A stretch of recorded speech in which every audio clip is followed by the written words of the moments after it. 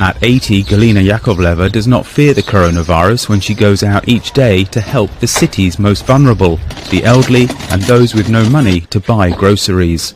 Galina founded Dobrata, or Kindness in Russian, a volunteer group in St. Petersburg, a city that suffered terribly in World War II when it was under siege by the Nazis for more than 2 years.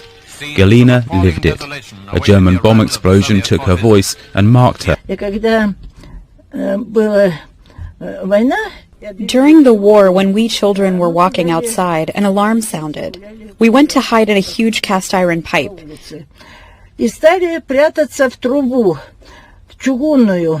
And this particular pipe was hit by a shell coming from the other side, and all the children who were inside became deaf, mute, or just mute.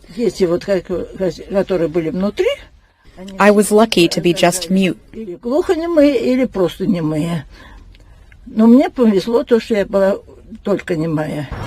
Galina delivers food to people who, because of their age, are at high risk of infection.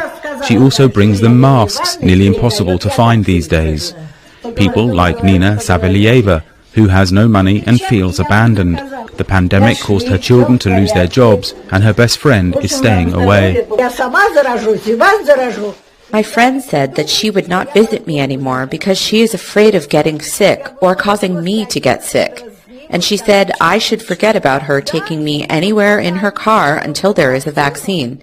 Until then, she will not come to help me. Between deliveries, there's no time to waste. Galina reflects on how history shaped her view of life. You see, such was our fate. We were starving, but at the same time we were thinking about other people. We were sharing our last breadcrumb with them, so to speak. St. Petersburg, unlike Moscow, has not declared a mandatory quarantine. With relatively few deaths so far, authorities allow mobility within the city, but masks are mandatory. Galina laments at what she says is the selfishness of the modern world. I regularly pull a very heavy cart, and very few people approach me by saying, "Let me help you." True, there are cases when they help, but they are always in a hurry or something.